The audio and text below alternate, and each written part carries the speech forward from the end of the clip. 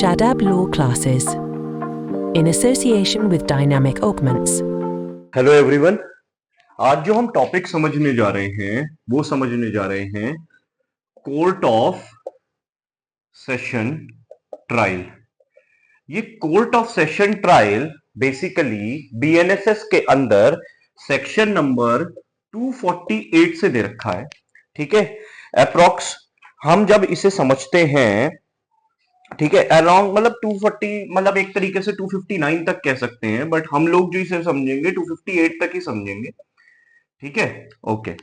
Section number 248 से 258 तक हमारा जो है वो कोर्ट ऑफ सेशन ट्रायल है। ठीक है,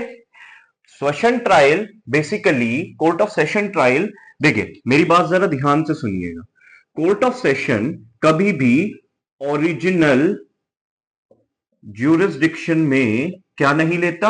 कॉग्निजेंस नहीं लेता। ये बात तो हम पहले भी पढ़ चुके हैं। ठीक है, आई थिंक मेरी पुरानी वीडियोस अगर आपने देखी होंगी तो उसमें आपको पता होगा ओरिजिनल ज्यूरिसडिक्शन में court of session trial, court of session हमेशा कॉग्निजेंस नहीं लेता। पहली बार आप कोर्ट ऑफ सेशन नहीं जा सकते। ठीक है, ध्यान से सुनिएगा। कोर्ट ऑफ सेशन के पास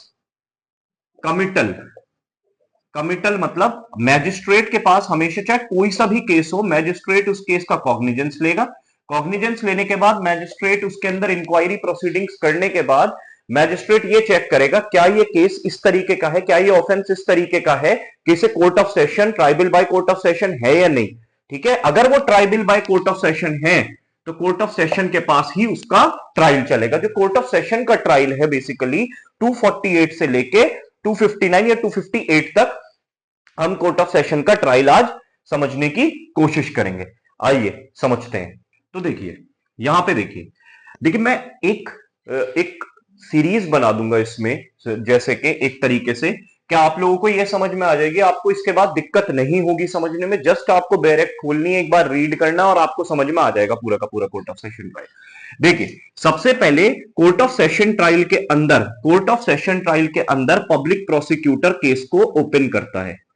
केस को पब्लिक प्रोसिक्यूटर ओपन करता है। केस ओपन करने के बाद, केस ओपन करने के बाद प्रोसिक्यूशन साइड क्या करती है, पब्लिक प्रोसिक्यूटर क्या करता है, एविडेंसेस को, जस्ट एविडेंसेस को यहां पे प्रूव नहीं किया जाएगा, जस्ट कोर्ट को दिखाया जाएगा या मुद्दा बताया जाएगा कि किस बेसिस के ऊपर आपको इसके ऊपर चार्ज फ्रेम करने चाहिए। ठीक है, अगर हम 249 को पढ़ें, opening of the prosecution where the accused appear is brought before the court in pursuant of the commission under the law for the timing the prosecutor shall open and describing the charge upon the accused and evidence he proposes to prove. Just एक evidences को propose करेगा कि मैं इन evidences से, ये कुछ evidences ऐसे हैं जिन एविडेंसेस से मैं केस के अंदर आगे बढ़ूंगा, या जिन एविडेंसेस से मैं एक्यूज्ड को कन्विक्ट करने की कोशिश करूंगा। देखिए इस स्टेज पे बेसिकली क्या होगा, दो ऑप्शन आएंगे कोर्ट ऑफ सेशन के पास। अगर उसे लगता है कि प्राइमा फेसाई के भाई साहब बिल्कुल ही केस में कोई दम नहीं है, ठीक है, और ये जो एविडेंसेस पेश कर रहे हैं इसमें भी कुछ नहीं है, ठीक है, तो वो कर देगा डिस्चार्ज। क्या कर देगा, डिस्चार्ज और ऑफ एक्यूज्ड। वो एक्यूज्ड को अपने रीजंस रिकॉर्ड करके क्या कर देगा, डिस्चार्ज कर देगा। आगे क्या कर सकता है वो दूसरी चीज क्या कर सकता है, या फिर वो क्या करेगा, ट्रायल में आगे बढ़ेगा। ट्रायल में आगे बढ़ेगा अगर उसे ऐसा लगता है कि हाँ यार प्राइमा फेसाई केस, ये एविडेंसेस इस तरीके के हैं कि अगर ये प्रूव हो गए, प्रोसिक्यूशन ने अगर इन्हें प्रूव कर दिया तो एक्यूज्ड के अगेंस्ट एक स्ट्रॉन्ग वो बन जाएगा, उसके लिए उसे कन्विक्ट भी किया जा सकता है। तो अब इस स्टेज से क्या होगा, डिस्चार्ज की स्टेज आ गई। अब डिस्चार्ज की स्टेज के बाद अगर उसे लगता है ट्रायल में आगे बढ़ना चाहिए तो आ जाएगा चार्ज फ्रेमिंग की स्टेज। क्या आ जाएगी, चार्ज फ्रेमिंग की स्टेज। चार्ज फ्रेमिंग की स्टेज आप भी अपने एक रजिस्टर के अंदर जस्ट ये बनाते रहिएगा, जो जो मैं बोल रहा हूं वो लिखते रहिएगा। मैं आपको लिख के दे रहा हूं ये वाली बात, इसके बाद आपको जस्ट मैं सेक्शंस रीड करूंगा, उसके अंदर का भी रीड नहीं करूंगा, आप खुद अंदर का रीड कर लीजिएगा उन सेक्शंस के, और सेम टू सेम बात लिखी होंगी। ठीक है, अब चार्ज फ्रेमिंग स्टेज पे जब कोर्ट ऑफ सेशन पहुंचता है तो कोर्ट ऑफ सेशन फिर से दो चीजें चेक करता है। कोर्ट ऑफ सेशन ये देखता है क्या ये केस इस तरीके का है कि हाँ भाई इसे ट्रायल मुझे ही चलाना है इस चीज का, क्या ये केस इस तरीके का है। अगर उसे लगता है कि नहीं यार ये केस इस तरीके का नहीं है कि मैं इसका ट्रायल कराऊं, मेरा जबरदस्ती टाइम वेस्ट होगा, तो वो नीचे क्या कर देता है, सीजेएम को भेज देता है केस। चीफ जुडिशियल मैजिस्ट्रेट को केस को सीजेएम को फॉरवर्ड कर देता है, ठीक है, और भेजने को नीचे कहते हैं making over.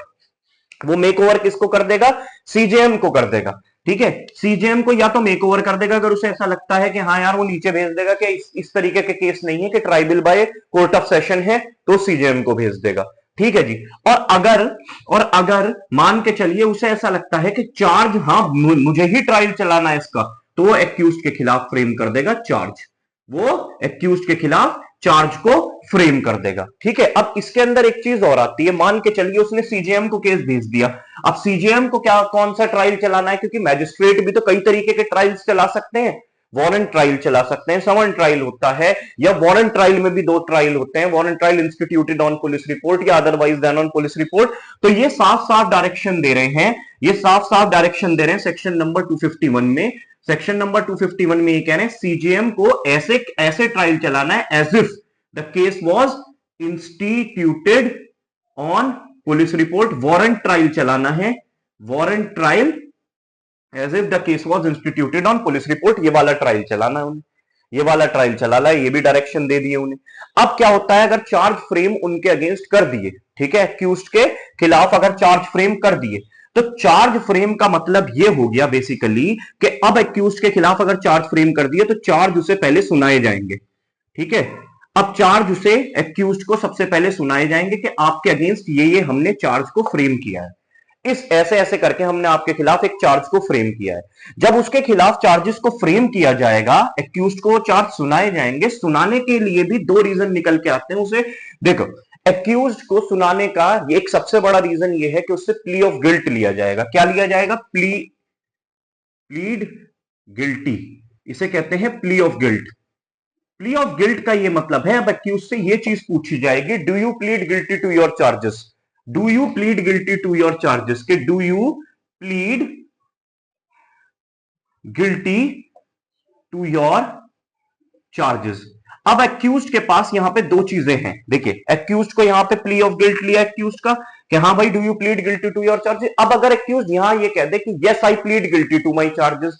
Plea of guilt का ये मतलब होता है कि एक्यूज से ये पूछा जा रहा है क्या तुम ये जो तुम्हारे खिलाफ चार्जेस फ्रेम हुए हैं, क्या तुम इसके अंदर एविडेंसेस दोगे या नहीं दोगे इसके अगेंस्ट, या फिर क्या तुम डिफेंस लोगे या नहीं लोगे, ये जो हमने तुम्हारे खिलाफ चार्जेस बनाए क्या तुम इन्हें मानते हो। इसका ये बिल्कुल भी मतलब नहीं है कि एक्यूज से ये पूछा जा रहा है क्या तुमने अपराध किया है या नहीं किया है, इसका ये मतलब नहीं है। वो तो क्या हो जाएगा, वो तो कन्फेशन हो जाएगा। प्ली ऑफ गिल्ट का सिंपल सा मतलब है क्या तुम इस ट्रायल के अंदर जब तुम्हारे खिलाफ ये जो एविडेंसेस पेश होंगे या चार्जेस फ्रेम हुए हैं इसके ऊपर क्या तुम डिफेंस लोगे या नहीं लोगे। अब एक्यूज्ड कह दे yes I plead guilty to my charges, या कह दे no I plead don't not plead guilty to my charges. अगर वो कह दे yes I plead guilty to my charges, तो कोर्ट उस प्ली ऑफ गिल्ट के बेसिस पे कन्विक्शन भी कर सकता है, यहीं पे ही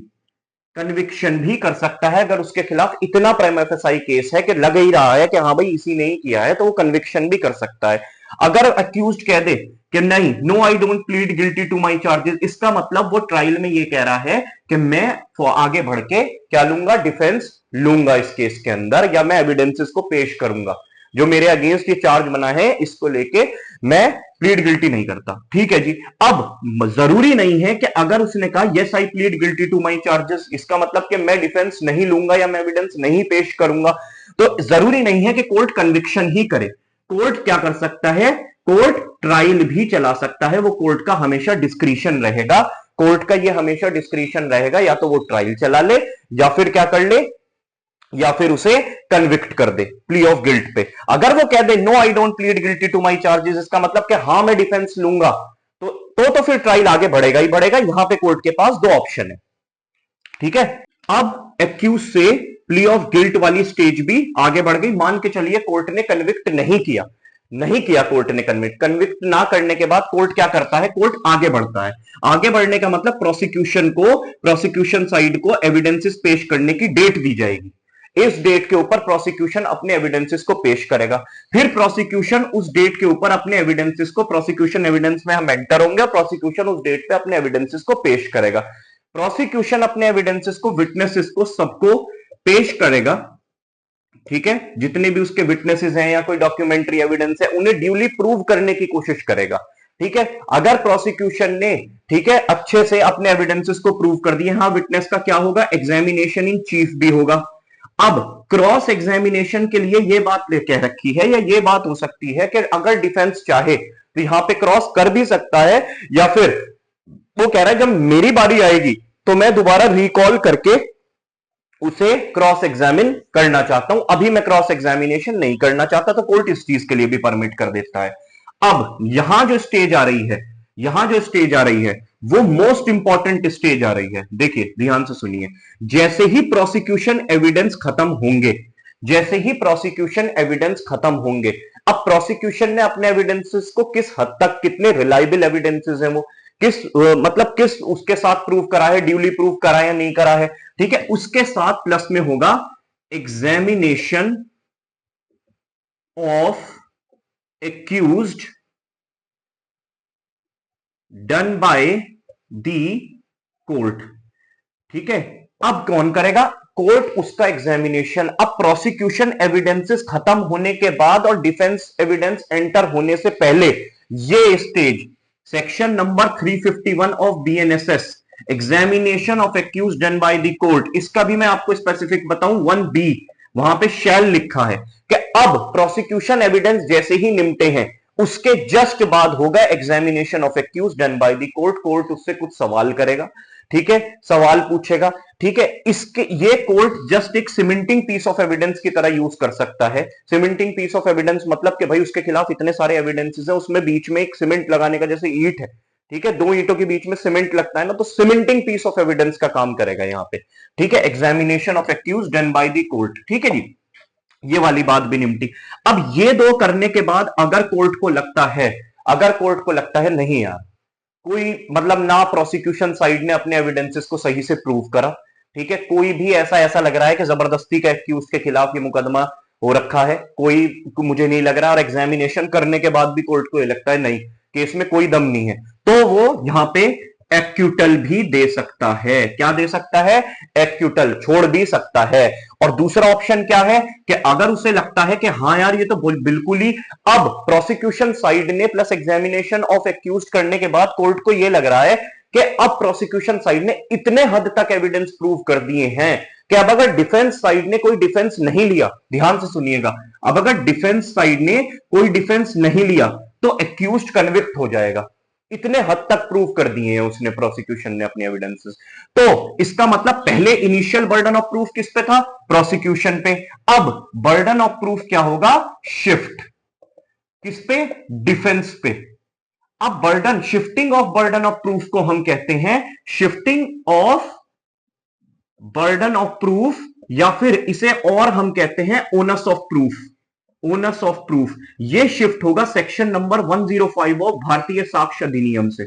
ये शिफ्ट होगा सेक्शन नंबर 5 ऑफ भारतीय साक्ष्य अधिनियम से। बर्डन अब किस पे शिफ्ट होगा, डिफेंस पे शिफ्ट होगा। डिफेंस पे जैसे ही बर्डन शिफ्ट होगा तो डिफेंस साइड अपने एविडेंसेस को पेश करेगी, जैसे नॉर्मली वो भी पेश करेंगे, सारे के सारे अपने एविडेंसेस को लेके आएंगे, ठीक है, वो पेश करेंगे। अब जैसे मैंने आपको बताया प्रोसिक्यूशन, उस टाइम पे प्रोसिक्यूशन जब अपने एविडेंसेस दे रहा था तो उन्होंने चीफ करा था, तो क्रॉस अगर किसी विटनेस को करना रह गया है तो क्रॉस करेंगे। मगर कोर्ट यहां पे एक चीज और चेक करेगा, कोर्ट ये चीज चेक करेगा कि बाई चांस कोई ऐसी चीज तो कोई कि अब ये जबरदस्ती रिकॉल कर रहे हैं या री एग्जामिनेशन करेंगे या फिर क्रॉस एग्जामिनेशन जबरदस्ती डिले करने के लिए या पार्टी को परेशान करने के लिए, ठीक है, या जबरदस्ती किसी भी तरीके से कर रहे हैं, तो कोर्ट यहां पे मना भी कर सकता है किसी भी विटनेस को कि भाई क्या जरूरत है, तुम जबरदस्ती बुला रहे हो, ठीक है। इसके बाद होते हैं दोनों पार्टीज के आर्ग्यूमेंट्स, इसके बाद होते हैं दोनों पार्टीज के प्रोसिक्यूशन, जैसे डिफेंस अपने एविडेंसेस को निपटाएगा दोनों पार्टीज आर्ग्यूमेंट्स करेंगे, ठीक है। ध्यान से सुनिएगा, आर्ग्यूमेंट स्टेज पे क्या होता है, आर्ग्यूमेंट स्टेज पे या फिर डिफेंस साइड भी अगर किसी भी तरीके का कोई क्वेश्चन ऑफ लॉ, अगर किसी भी तरीके का कोई क्वेश्चन ऑफ लॉ उठता है, क्वेश्चन ऑफ लॉ का मतलब किसी लॉ को चैलेंज कर दिया, या फिर वैलिडिटी ऑफ किसी लॉ का इंटरप्रिटेशन नहीं समझ में आ रहा है, या फिर कोई वैलिडिटी चेक कर रहे हैं किसी लॉ की कि ये लॉ वैलिड है इनवैलिड है ये चीज है। और कोर्ट ऑफ सेशन ये भी चेक करता है इसके अंदर कि अगर जो क्वेश्चन ऑफ लॉ उठा है उसके ऊपर ना ही सुप्रीम कोर्ट ने ना ही हाई कोर्ट ने कुछ बात कह रखी है, ना कोई रूलिंग है ना कोई ऑर्डर है उस चीज से लेके, तो कोर्ट ऑफ सेशन क्या करता है इस चीज का एक क्वेश्चन बनाता है, और क्वेश्चन बनाने के बाद रेफरेंस,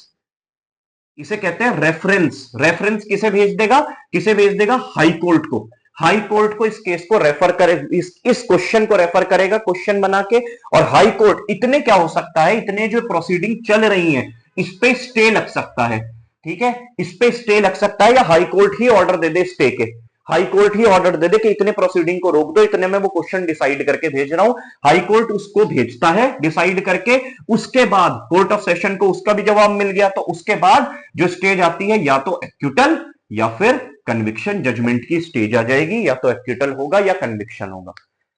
आई थिंक आप लोगों को बहुत ही अच्छे से और बहुत ही इजी तरीके से, अब देखिए मैं आप लोगों के लिए कुछ सेक्शंस को जस्ट एक देखेगा, आप लोग भी अपना अपना इंडेक्स खोल लीजिए, जस्ट इंडेक्स खोलिए आप, कुछ दिक्कत नहीं होगी, मैं आपको बता रहा हूं, बहुत ही इजी हो गया आप लोगों के लिए। देखिए trial before court of session 248 से है, देखिए trial to be conducted by public prosecutor, जैसे मैंने बताया पीपी शुरू करता है ट्रायल को, opening case by for the prosecution, वही एविडेंसेस वगैरह दिखाएगा कि इनके ऊपर मैं रिलाई करके ट्रायल आगे बढ़ाऊंगा या इसे कन्विक्ट करवाने की कोशिश करूंगा, अगर दम है केस के अंदर तो ठीक है ट्रायल आगे बढ़ेगा, चार्ज फ्रेम होगा, नहीं होगा तो देखिए डिस्चार्ज 250 251 में चार्ज फ्रेमिंग का मतलब कि उसके खिलाफ चार्ज फ्रेम होंगे, फ्रेम होने के बाद उसे सुनाया जाएगा चार्ज, क्यों सुनाया जाएगा, प्ली ऑफ गिल्ट लेने के लिए, अगर वो कहता है yes I plead guilty to my charges तो देखिए आगे ही लिखा है conviction on plea of guilt, मैंने बताया कन्विक्ट कर दिया जाएगा, अगर नहीं भी कन्विक्शन करता है तो भी ट्रायल आगे बढ़ा लेता है, और वो कहता है no I don't plead guilty to my charges के मैं एविडेंसेस पेश करूंगा, मैं लूंगा इन चार्जेस को, मैं नहीं मानता, तो इसका मतलब वो